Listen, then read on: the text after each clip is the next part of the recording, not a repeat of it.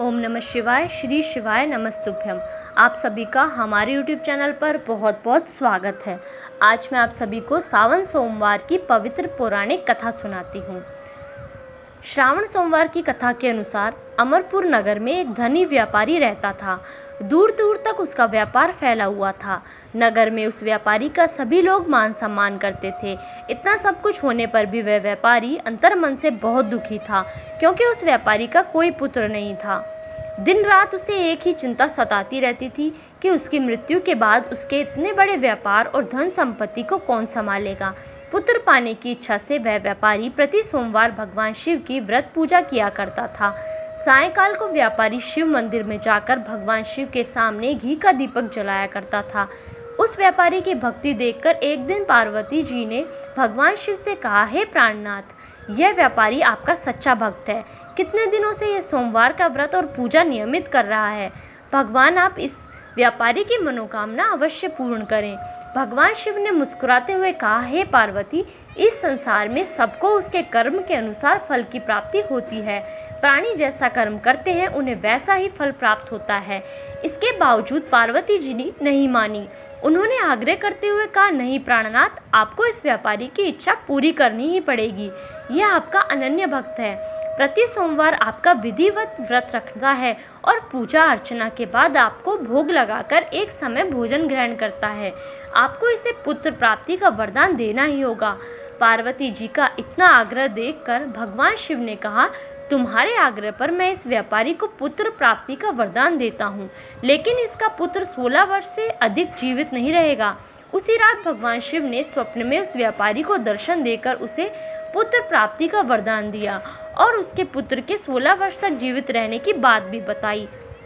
भगवान के वरदान से व्यापारी को खुशी तो हुई, लेकिन पुत्र की अल्पायु की चिंता ने उस खुशी को नष्ट कर दिया। व्यापारी पहले की तरह सोमवार का विधिवत व्रत करता रहा। कुछ महीने पश्चात उसके घर अति सुंदर पुत्र उत्पन्न हुआ। पुत्र जन्म से व्यापारी के घर में खुशियां भर गई।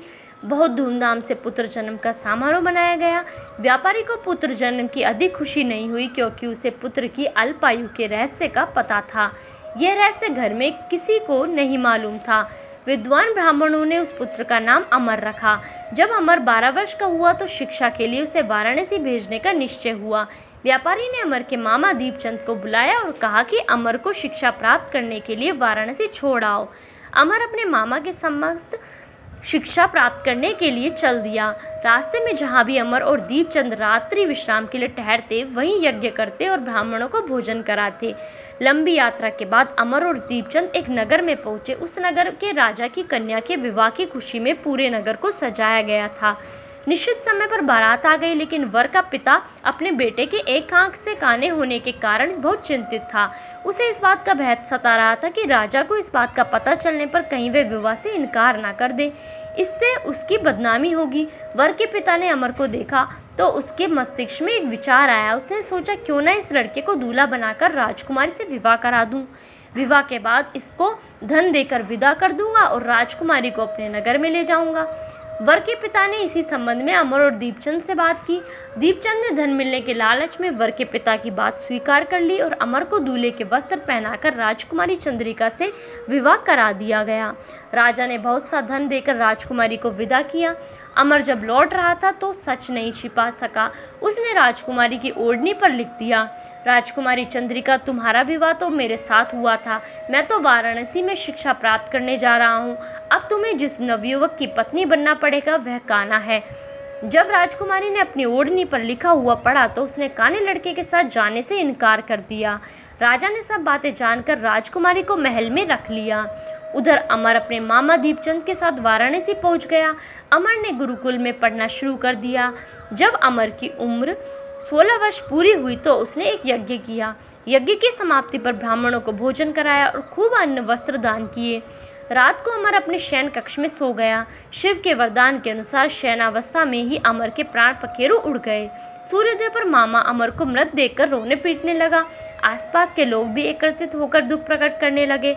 मामा के रोने और विलाप करने के स्वर से समीप से गुजरते हुए भगवान शिव और माता पार्वती भी सुने। पार्वती जी ने भगवान से कहा, प्राणनाथ, मुझसे इसके रोने के स्वर सहन नहीं हो रहे। आप इस व्यक्ति के कष्ट अवश्य दूर करें। भगवान शिव ने पार्वती जी के साथ अदृश्य रूप में समीप जाकर अमर को देखा तो पार्वती जी से बोले, पार्वती यह तो उसी व्यापारी का पुत्र है, मैंने इसे 16 वर्ष की आयु का वरदान दिया था, इसकी आयु तो पूरी हो गई। पार्वती ने फिर भगवान शिव से निवेदन किया, हे प्राणनाथ आप इस लड़के को जीवित करें, नहीं तो उसके माता पिता पुत्र की मृत्यु के कारण रो रो कर अपने प्राणों को त्याग देंगे। इस लड़के का पिता तो आपका परम भक्त है, वर्षों से सोमवार का व्रत करते हुए आपको भोग लगा रहा है। पार्वती जी के आग्रह करने पर भगवान शिव ने उस लड़के को जीवित होने का वरदान दिया और कुछ ही पल में वह जीवित होकर उठ बैठा। शिक्षा समाप्त करके अमर मामा के साथ अपने नगर की ओर चल दिया। दोनों चलते उसी नगर में पहुंचे जहां अमर का विवाह हुआ था।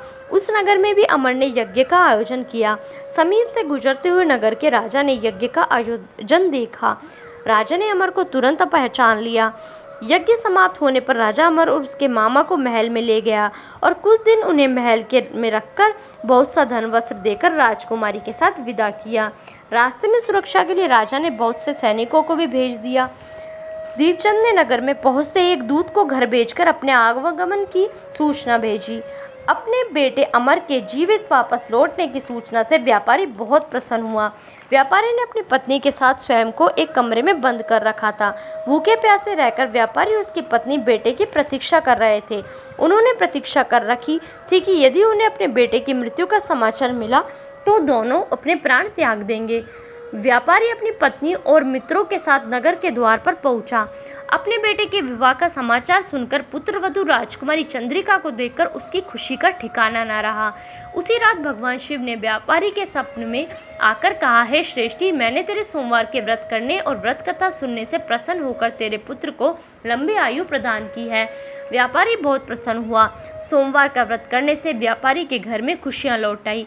शास्त्रों में लिखा है कि जो स्त्री पुरुष सावन के सोमवार का विधिवत व्रत करते हैं और व्रत कथा सुनते हैं उनकी सभी इच्छाएं पूरी होती हैं। धन्यवाद। इस वीडियो में बस इतना ही। प्लीज़ आप मेरी वीडियो को लाइक कीजिए, शेयर कीजिए और मेरे चैनल को सब्सक्राइब कीजिए।